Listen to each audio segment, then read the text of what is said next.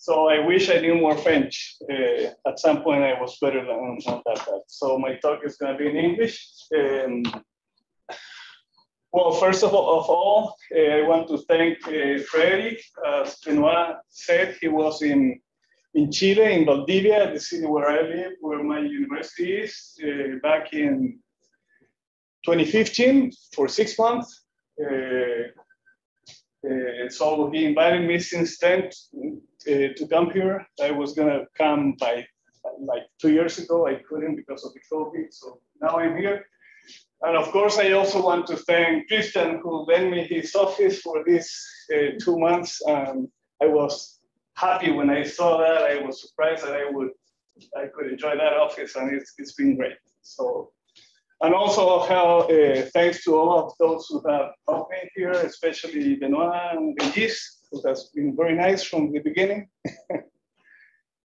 So that is the name of my talk. We use 2 last names in Chile. That's why my name is Pablo, and my 2 last names, my father's, my mother's. That's why it's like that. So I want to go through, obviously within 25 minutes, 30 minutes at most, with a lot of pictures, through these issues. What are Chilean forests? Which is their conservation status? And how much have we advanced in silviculture of these forests? And therefore, which are, in general, the challenges we have for sustainable management. So I have organized it in these 4 topics. What are Chilean forests, their global context, and their local distribution, or how they distribute in Chile, forest types, and things like that. Then several things about their conservation status, and somehow how that contradicts with the potential for silviculture of these forests, which is the third topic. And finally, to address some of these challenges. Well, I was in Argentina giving a talk in March, at the end of March, and I had like 25 minutes, and I went really fast, and I used like 50 minutes. So they told me after that, well, you went a little fast, and I usually do that, so I'm gonna try to go a little bit slow today. So first of all, this is a map of North America, a map of South America, through which basically one of the first thing, obviously, is to show a map of Chile, which is, as you might know, right here, from parallel 18 to parallel 56, which is equivalent to going from Quebec to the city of Mexico. So that's why I did it in that scale. So you can imagine that within that long stretch of land, we have a great variation of climates and also of vegetation. And you can see that the country is quite narrow also, but it has a lot of changes throughout, because we have the country is basically has 2 cordilleras or ranges, which is the coastal range and the Andean range. The Andean range is actually the one that divides us with Argentina. So we have a big latitudinal change, and also we have some changes in the west-east axis. For example, in this figure from that paper, this one is pretty interesting because it shows like the 4 major regions or domains of Chile from, in terms of latitude, the northern part corresponds to tropical, but it's a desert. Actually, it's the driest desert in the world, the Atacama Desert. And then we have the central Mediterranean region, the south Mediterranean region, and the north and south temperate regions. And well, obviously the forests increase while we move to the south. And basically here you can see that the greatest diversity or richness of species is located from the Mediterranean part of Chile all the way to the middle of the temperate rainforest region, which is around latitude 42. So this coastal temperate rainforest, because they're rainforests, obviously there are rainforests in the, of course, in the tropical domain, in the boreal domain, and in the temperate domain. And in the temperate domain, these are the temperate rainforests, the coastal temperate rainforests, to be more specific. The largest area in the world is here in Western North America, United States and Canada. And the second largest is this one shared by Chile and Argentina, which is mostly Chile, actually, because once you pass the Andean Cordillera, it becomes pretty dry, and it's almost, in the south, it's basically Patagonia, like the Patagonia steppe. So the forest is basically located, as you can see here, in the Chilean part. We could divide these forests like in four great regions, which is the Mediterranean forest, which is similar to the Mediterranean forest of California, for example. But there's like five major Mediterranean forests in the world, including Spain, Australia, I think, United States, Chile, and there's someone else. So these are the Mediterranean forests. Then moving south, we have the what we call the Valdivian temperate rainforest, because temperate rainforests in Chile are divided like in three parts. The northern part of those temperate rainforests are the Valdivian temperate rainforests, and I will actually refer to that one specifically. So there's like two components within this rainforest, the ones that are dominated by Nothophilus species. Probably you have heard about the Nothophilus species. There's, I think, like a little bit more than 20 throughout the world, all in the Southern Hemisphere, and Chile has 10 of these Nothophilus species, which are very important throughout the country. But they're, in some parts, they're dominant, especially when there are second growth forests, like this one. This is Nothophilus obliqua. In this landscape, in central south or south central Chile, which, as you can see, has a lot of clear cuts and radiata pine also. So this is the kind of landscape in south central Chile. Then we have also the temperate rainforest, but without Nothophilus species, which are mostly deciduous and dominated by evergreen hardwoods, like this forest here, which is in the coastal range. And finally, to the south, to the Patagonia region, you have also this Nothophilus forest, but this is a different Nothophilus species. This is Nothophilus pumilio. Actually, these are monospecific forests, composed only of that tree species. So this is like a general map that classifies the forest according to the average temperature and average precipitation.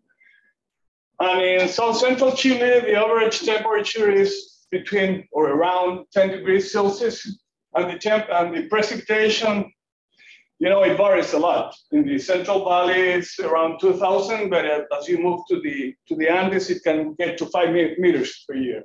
So I just put a number here, which is like 2.5 meters per year. So when you join both things, you have this temperate rainforest in the world, and this is the case in Chile. This is another figure that shows the productivity of forests according to precipitation and temperature also. So in this case, you have this 2.5 meters, which gives you around 20 tons per hectare. And in terms of precipitation and temperature, you have 12 degrees, 10 degrees or 12 degrees, which is also around 15 tons per hectare in terms of biomass. Well, this can tell you that these forests are very productive, actually, and that's why I'm showing there that tree, which is the biggest tree of Nothophilus dombei in Chile, so far recorded. It's like 5 meters in diameter. And well, the other way of classifying these forests, which is mostly for us, for foresters, is in these forest types. The Chilean native forests are around 14 million hectares. So it's much less than the forests that you have in Quebec only.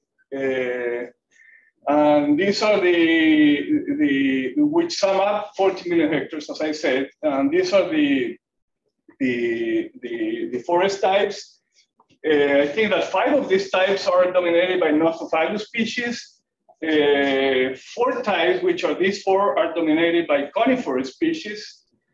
And there's actually one that is called a forest type because it forms like a forest, but the palms, you know, they are not trees, but this is one of the forest types, and the sclerophyllus one in the Mediterranean region. So these are the forest types. As you can imagine, the forest, as I said before, they start like around 33 degrees south, and they extend all the way to the Patagonia. And in the Patagonia, as I showed you before, the Patagonia is dominated by these forests, by these 2 forest types of Nothophilus, which are monospecific forests. And as I was mentioning before, this is the region of the Valdivian temperate rainforest, which is the most diverse in terms of species. And the Central Valley, which is here, now lacks forest basically because it's used for agricultural purposes most. So there's not very much forest in that region. So the productivity of these forests, I selected some data, like for example, for the evergreen forest type, that's range of growth in terms of volume. These are secondary forests, which fluctuate between 4 and 15 or a little bit more cubic meters per hectare per year in terms of volume. And for managed old growth forest, we have obtained like those values. And in terms of plantations, which is a very important option for us in Chile with native species, especially of Nothophilus species, that's the range of productivity in terms of cubic meters per hectare that we have obtained so far. So those are some of the emblematic species. These 2, Coihue and Rauli, are Nothophilus species. And these other 3 are very common species, Canelo, Laurel, and Ulmo, very common species like in the lower lands. But in total, there's like 50 different tree species in Chile. How are these forests distributed? As I said, we have close to 40 million hectares of native forest. 6 million are old growth, and about 4 million are secondary forests. The other forests are of different kind. I don't know if you manage that concept. It's a German word, Krummholz. It's the forests that are like in the higher elevations that are, I think Krummholz is temperate, I believe, and Krum is like, you know, very low, close to the forest floor because of the winds and the snow and all that. And there's close to 3 million hectares of plantations of exotic species by now. So in total, the forests in Chile are close to 60 million hectares. But if you see this, these are the administrative regions of Chile, but you can, this is from 18 degrees south latitude to 56 degrees south latitude. So you can look at it in that way also. And if you see up to here, which is like 39 degrees south, the forests are mainly secondary forests. And from here to the south, old growth forests start to dominate. And this is basically because this region here is the most populated in the country. So there's been a lot of land use changes, and there's a lot of pressure also. And nowadays, a lot of fires, human-caused fires, and other reasons that have diminished a lot the old growth forests in this region. So those are the Araucaria forest in the Andes. Those are the Alerce forests in the Andes. Both species are protected like national monuments, so they cannot be managed. Although they have growth rates, those forests are probably similar to the growth rates of Quebec in this region, but because of past logging and other reasons, they declare them national monuments. So these are like the two most emblematic conifer species in Chile. And in the Andes, as I said before, these forests are dominated by Nothofagus species. These Nothofagus species are usually pioneer, and the Andes, as you can imagine, has a lot of large-scale disturbances. So those large-scale disturbances, the frequency of those large-scale disturbances and the longevity of these species allows them to be like dominant in the landscape. Many times as secondary forests, but also many times in old growth forests like these trees are around 50 meters in height. And that is like the typical base of Rolier and that of course with these big buttresses. So this is the landscape from the Central Valley looking to the Andes, obviously to the upper Andes. There's a lot of volcanoes and the landscape is in some parts dominated by these araucaria forests. And at lower elevations and also the few remnant forests in the Central Depression are dominated by these evergreen forests, dominated by evergreen species, hardwoods although, and evergreen species, where these are some of the large trees of ulmo and all those other species that I mentioned before. So the landscape is also in the lakes of the regions. We are looking to the coast, and a typical landscape towards the coastal Cordillera is this, as I said before, with a lot of Radiata pine plantations and clear-cuts, but also with some native forests in between. So what is the conservation status of this forest? This is a map showing these different 25, actually 25, I don't know at this point, but at that point it was 25 world's global biodiversity hotspot. What is a hotspot? It refers to forests that have a high biodiversity and endemic species and are also highly threatened. That's what makes you classify a forest as a hotspot.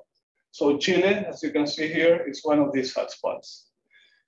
Now, the reasons for why these forests are highly threatened are various, obviously. From the beginning, probably this also happened here around in Quebec, opening lands for agriculture, accompanied by fires, right? Opening railroads, which was connected to the previous slide. Obviously, people needed to get there before starting to open agricultural lands, which now are, well, like anywhere or most places like this. There's a lot of use of firewood in Chile, huge amounts of firewood. It's the main way people in South Central Chile and Southern Chile heat. And actually in the rural landscape, not only people heat with firewood, but also they cook with firewood. So that's a big threat. This is not the match, but also making charcoal is in some regions. Timber, of course, which has been historically harvested in unsustainable manners, unfortunately. Lately, in the last 30 years, conversion of native forests to redundant pine plantations, which are managed like this, as you can see. They're not only clear cuts, they're quite big clear cuts. And in slopes like this, as you can see there, there's a slide there. So that has replaced also a lot of native forests. And nowadays, the condition is like this. The loss of native forests between those 20 years has an average of like 15,000 hectares per year. And the degradation in this period has been counted as almost 400 hectares. So, well, these losses are because of land use changes, and degradation is exactly because of what I said before, is harvesting for for firewood. So the mismanagement of the forest or even the deforestation of something in some places is quite an issue nowadays. So we have this degraded forestry. Actually, Christian, you know who that is? Okay. Yeah. So he and Klaus has been there. It's you, the one, and Freddie has been there. So it's you, the one who has to go now. So we are thinking there together with Klaus Putman there, what should we do with this kind of degraded forests? Well, some of them are like this also. Chusquea is a major understory species. It's a pioneer species. It's light demanding, so it's very aggressive, and it's a big problem for regeneration of these forests. This is a funny one because what it says there, I don't know if you can read from back there. It says, Jesus Christ is the Lord in that log there. So you can see what happened in the mountain. So I thought it was a funny picture. And this is another similar to the slide that I showed before that shows the Maldivian rainforest ecoregion also as one of the most threatened ecoregions at a worldwide level. Now, the good news about this is that as you saw, this is a region with a lot of precipitation, a very temperate climate in many regions with volcanic soils. So they're very productive forests, and they're also very resilient forests. And that's the point about this picture. In this picture is from that date approximately. Those are these, actually these are not Spaniards, these are Chileans that moved to the south of Chile to conquer that part that was dominated by the Mapuche, which are the indigenous people of that region. But why did I mark these 3 dates? Because for the first time he took that region, exactly that city, Villarrica, in that year, but the Mapuche took it back that year.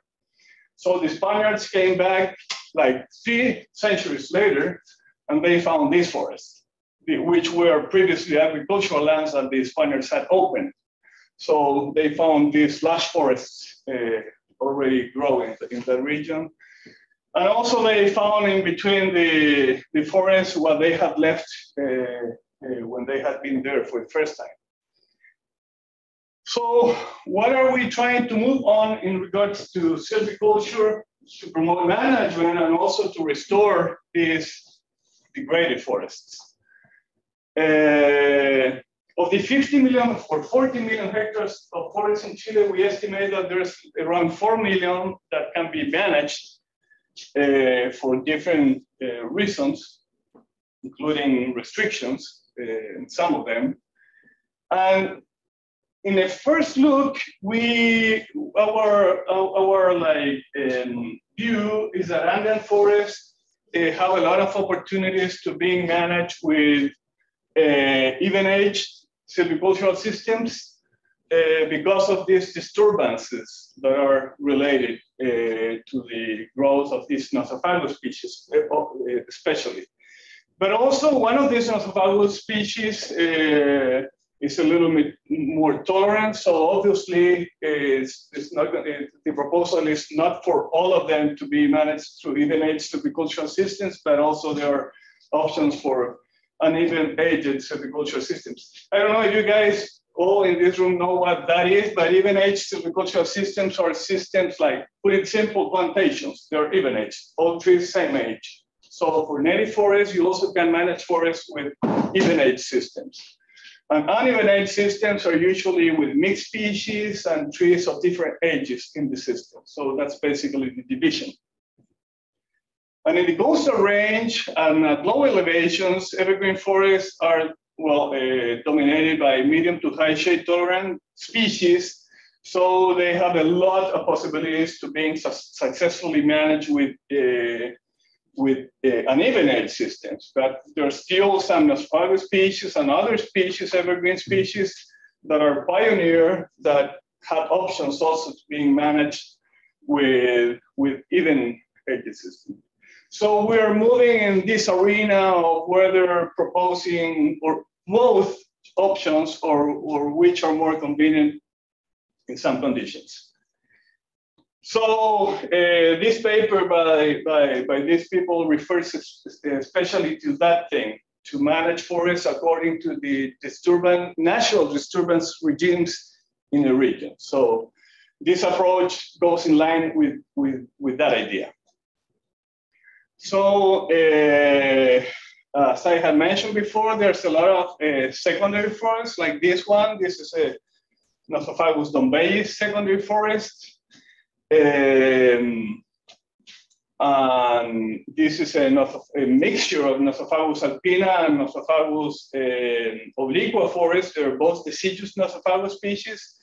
And one of the things about, because I always, when I look at the forest here, the trees are not as tall. That's not only that, many trees have the same sizes, but the thing about these forests, as you can see there, is that they're really packed, really packed. So if you get here in this region, 30 square meters per hectare of basal area. I don't know if all of you know that measure of measuring forest to measure forest basal area, but it's if these forests here are 30 square meters per basal area, in Chile the old growth forests are 100 square meters of basal area. This one is probably 60 or something like that, which is a secondary forest. So they're very productive forests. Well, this is a forest in kind of a stem exclusion stage. So that's why it's also very dense. So there's many possibilities of managing these forests, which are even edge forests, and they can be managed with even edge systems, or probably they can be transformed to become uneven edge forests and being managed through uneven edge systems. There's other kinds of secondary forests also, like this one, which is more like in poorly drained soils. Or these mixed species secondary forests also especially derived after logging, because there's a lot of species that have a very vigorous sprout regeneration. In these mixed evergreen species, for example, we also have some experiments also in Nothofagus forest with this kind of approach, which is called variable density thinnings. Which is aimed to increment or the old growth attributes in secondary forests. And this is one of our proposals we're working with, especially in the lowland forests and the central depression, which lack today, as I said before, old growth forests. So this is a good option to get timber or firewood from this forest, but at the same time move them towards a different condition, like more similar to an old growth condition. Obviously, these forests, besides the thinnings, have to be harvested at some point.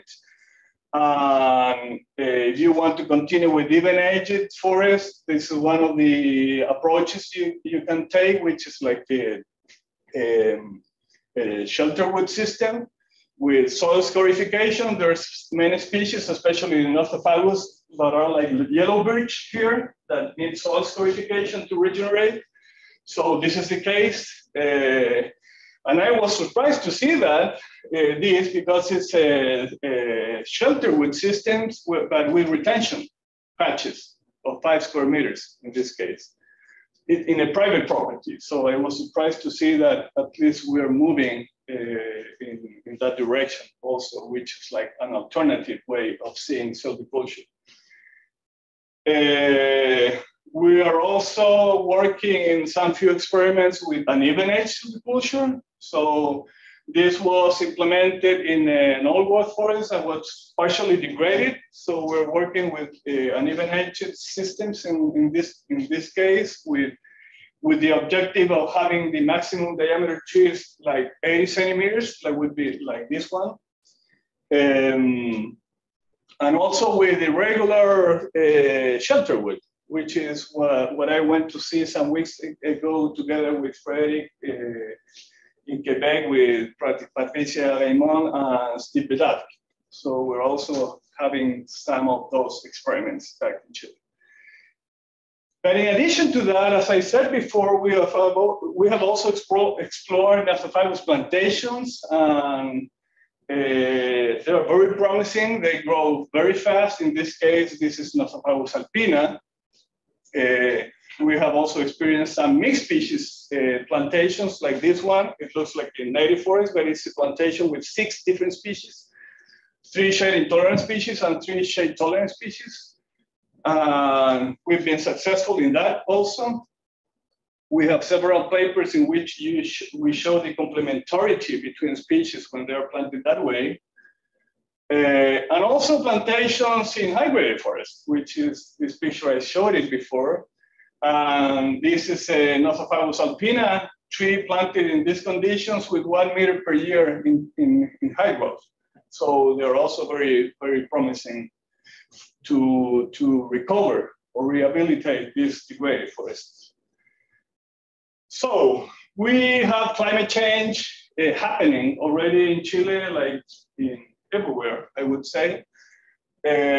So the limits, remember, this is like the desert, Mediterranean forest starts like in between there. You were in La Serena, you told me, Christian, that there's La Serena. So the limits of the aridity regions will displace south, forcing a rearrangement of land uses. This picture, I took it from an agronomist. So they're very concerned also on how livestock and vegetable and fruit production will change in the future. And it's already changing in Chile. So maximum temperatures, for example, are on the rise at that rate, minimum temperatures also, and mean temperatures are expected to increase by 2 degrees by the end of the century, which is lower than the increases especially in the Northern Hemisphere, but it's also a chain that will cause a lot of changes. So that's the rate of decline in precipitation in Northern Chile, in Southern Chile. And you can see the increases in mean maximum temperatures in Santiago, which is the capital city, throughout the years.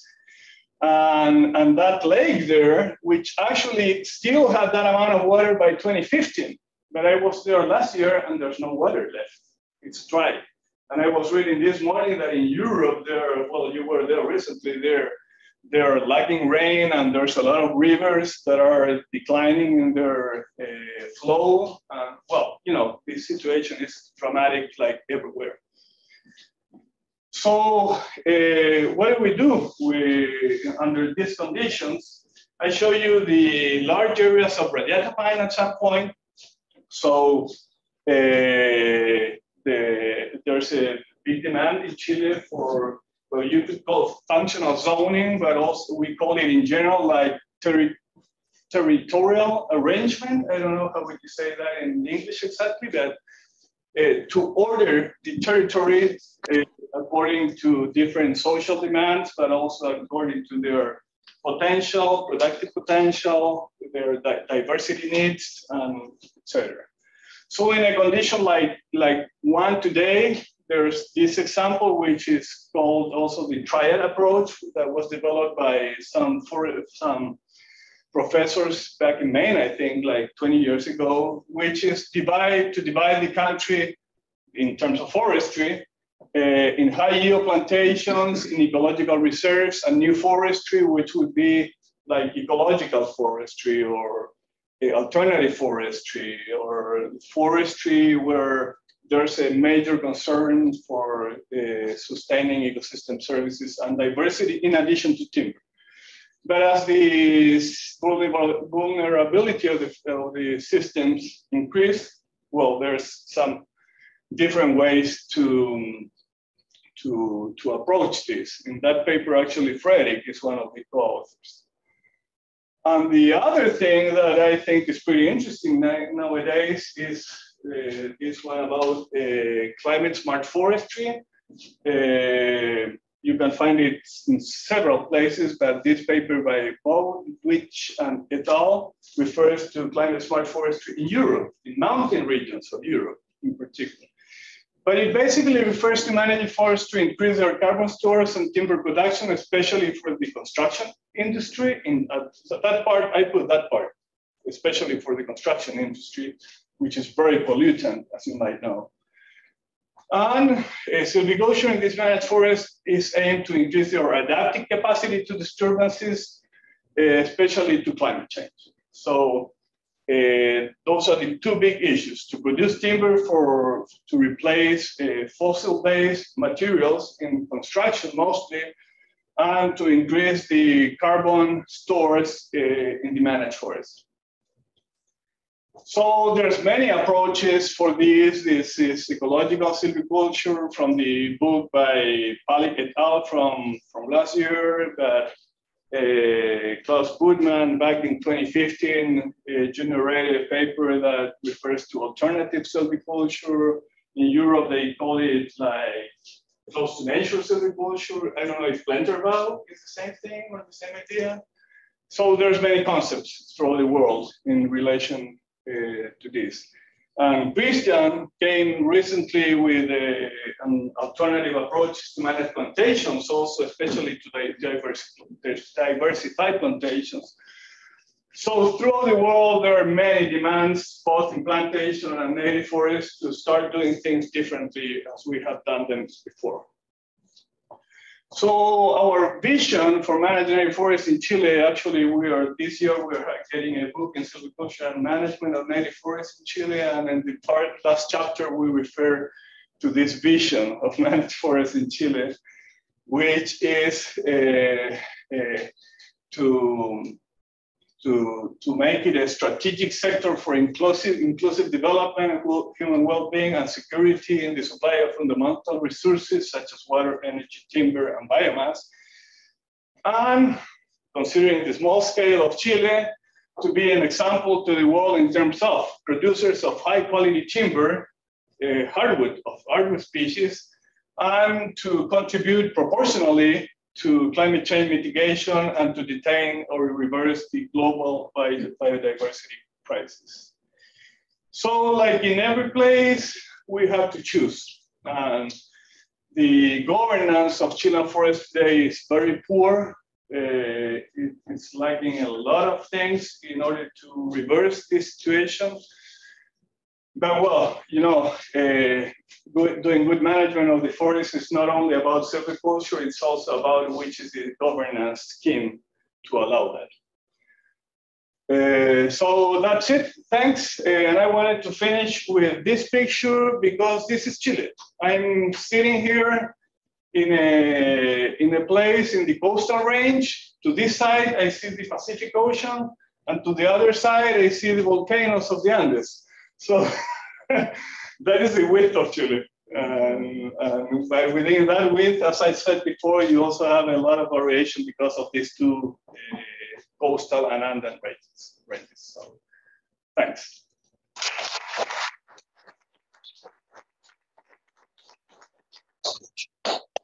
Thank you very much, Pablo, for this very interesting talk.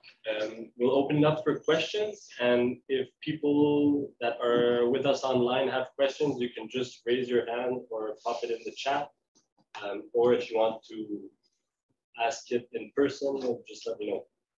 So do we have any questions in the room? Yeah. Just start. Thank you, Pablo.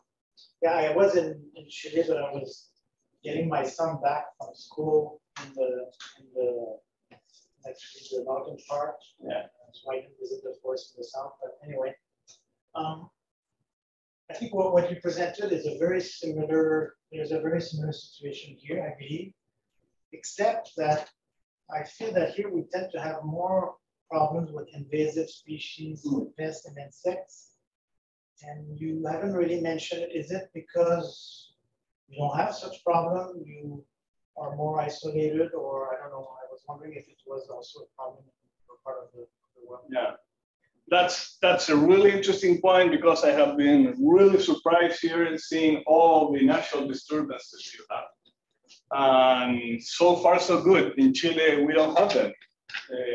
Well, the large-scale natural disturbances, as I mentioned, in the Andes, they are there and they will continue being there. But like other like new disturbances from invasive species, or as you have here, like in Elm, yeah, the beach bark disease, and previously you had this other one in Castanea.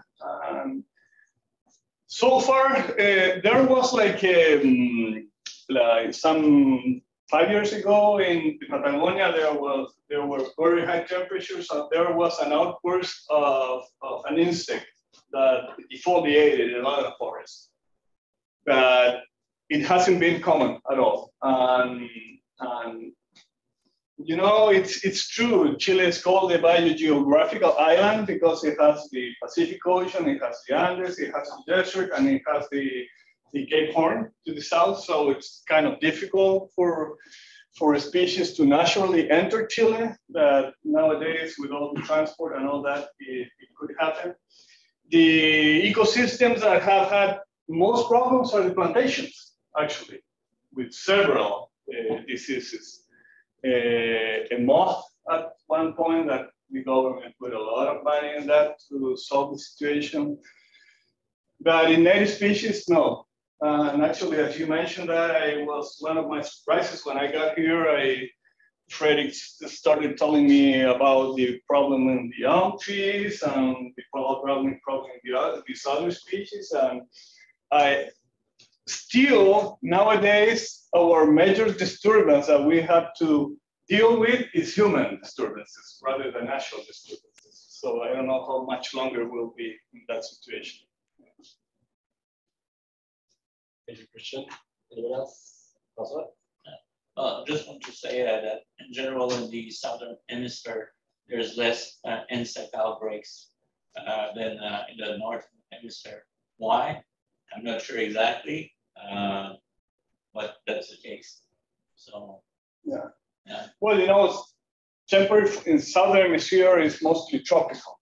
And temperate forests are very few. It's just New Zealand, Australia, part of South Africa, and Chile, and Argentina. That's true. Yeah. Yeah, I mean, I would understand in the tropics where there's so many species, it's hard to have a hard break. But in some part of, in the south of Chile, where you have almost monocultures, native, natural, monospecific forests, you could have these kind of. Yeah, I think they are at risk. As I said before, 5 years ago, there was an outbreak of a Lepidoptera species.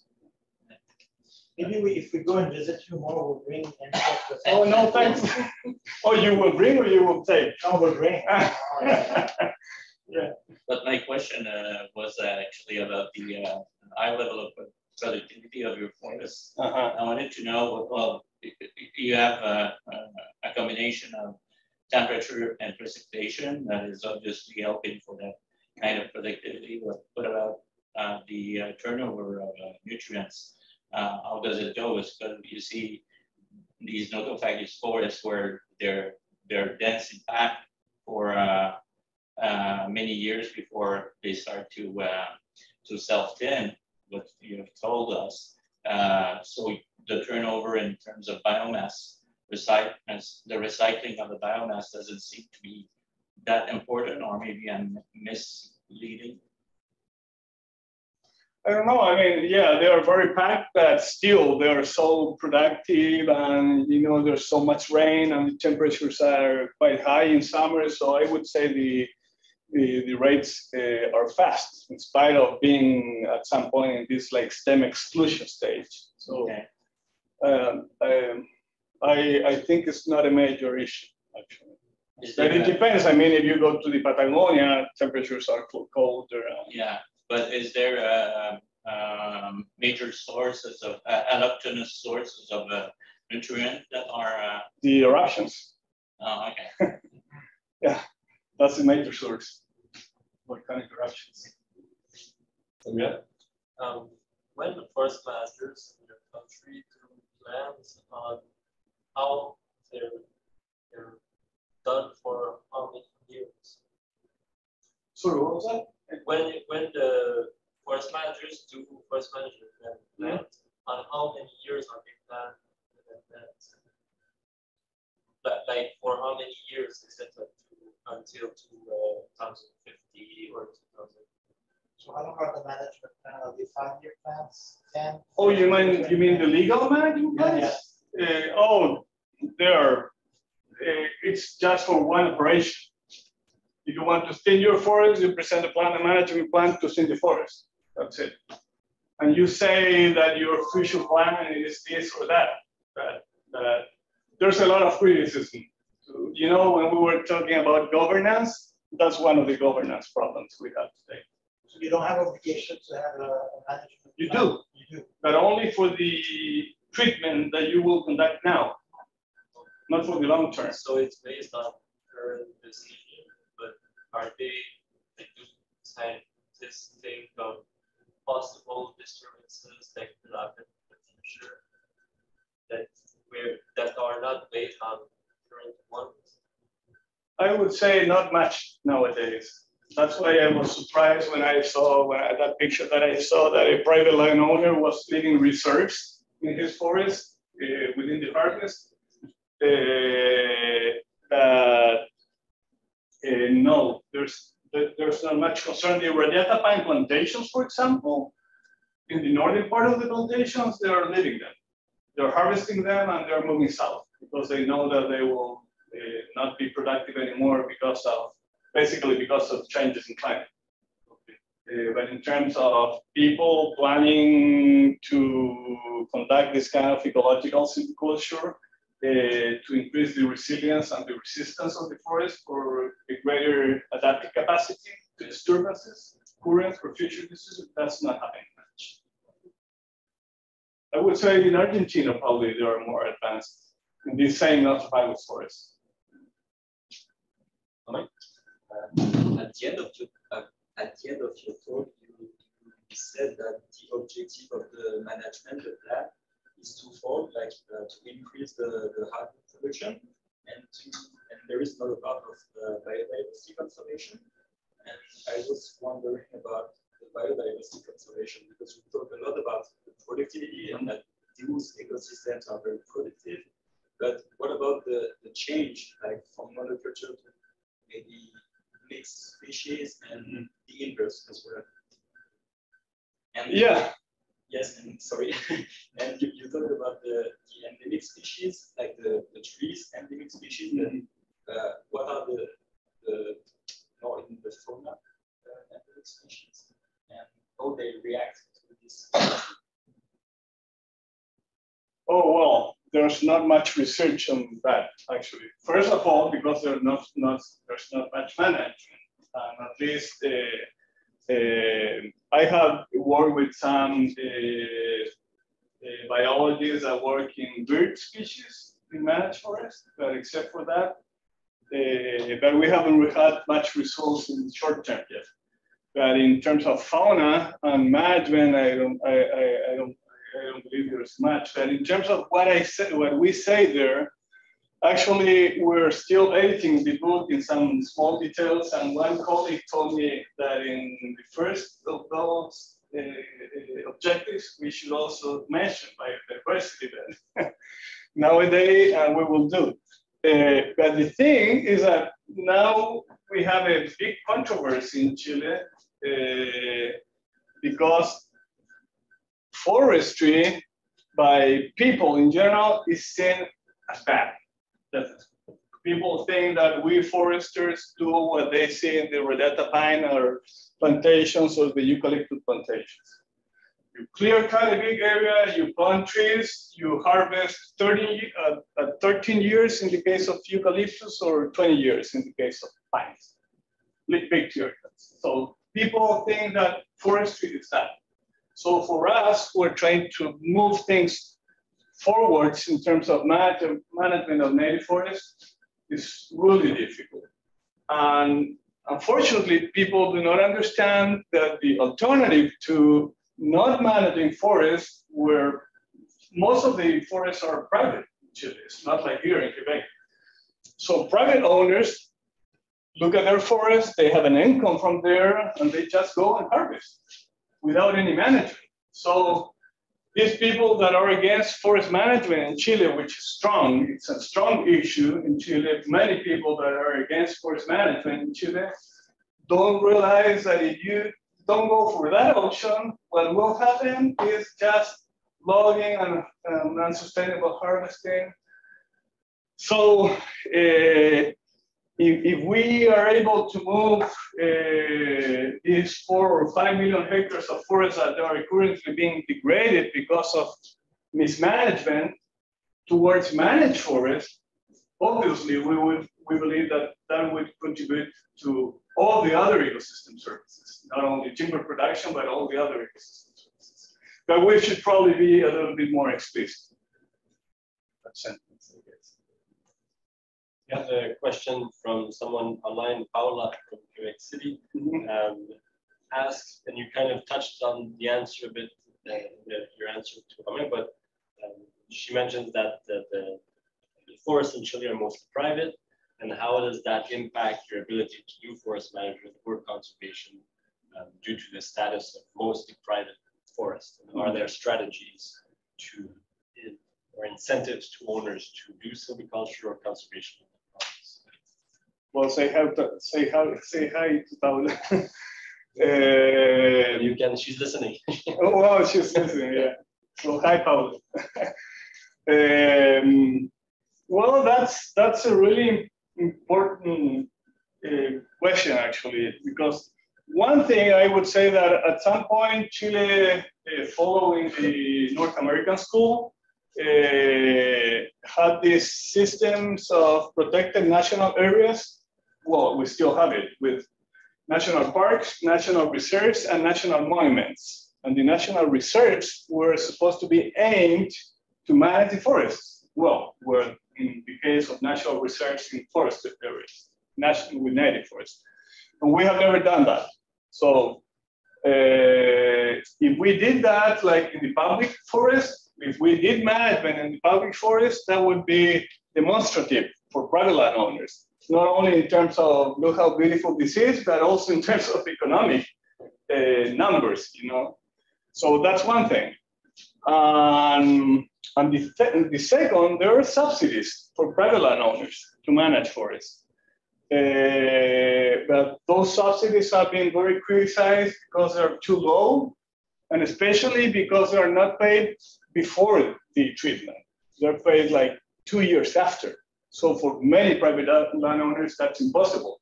And that's very, very unfair, but because in 1974, 1 year after we had the military coup, and we were already with the Pinochet dictatorship, they provided a subsidy for plantations. And in those subsidies, you had a credit. It was named like a link credit from the beginning to plant your land, and you were subsidized up to 90% of the costs. But that was calculated for 1 hectare. So if you had 10 hectares, obviously you were earning. You were not only paying the cost, it was more. So that was the kind of subsidy that there was for plantations that allowed Chile now to have 3 million hectares of plantations. And it's not being the same for native forests. So that would be like my major answer. One, to start managing forests in public areas. So to demonstrate and have examples to private landowners to follow, hopefully. And the other one, to improve the subsidies that are given to native forests, among other things. Does anyone else have time for one last question? Maybe I have one. You mentioned many times forest fires as one of the big disturbance, and that they were mostly human lit. Almost all. And are they intentionally human lit, or these are accidental wildfires? Intentional. And so the idea is, well, some of them are accidental. You know, nowadays, if you go to a national park, you are not allowed to make a fire. You have to take your little stove and those kind of things. So many of them are accidentals. Actually, one of the most famous national parks of Chile is Torres del Paine in the Patagonia. And there was a big fire that was initiated by some guys from Czech Republic. some years ago because they ignited a fire instead of a stove. But many of them are intentional. And the intent is to clear land for pasture? You know, how do you, pyromans? Oh, it's just, okay. Okay. People like to see big. Or pyro woman. There's some of them also. Okay, so it's just, it's not for a purpose. So I don't know the proportion. Okay. But back in, when they had those huge fires in Australia, we had one in Chile, which was 500,000 hectares, of which half was native forests and half was plantations. That was huge. So what happened then was they call it the perfect 330s, 30 degrees of temperatures, 30 kilometers per hour winds, and there's another 30, which is 30% humidity. Yeah, probably. Yeah, I think so. Or IQ. So it was the perfect storm, and that meant getting 500,000 hectares ignited and burned. And is it part of the natural disturbance regime as well, or no? Not at all? No. The only part in Chile where we have natural fires is in the Andes, mostly because of the volcanic eruptions, but also in part because of liming. All the rest of the country is like small scale natural disturbances, which do not include fire. Great. Thank you very much.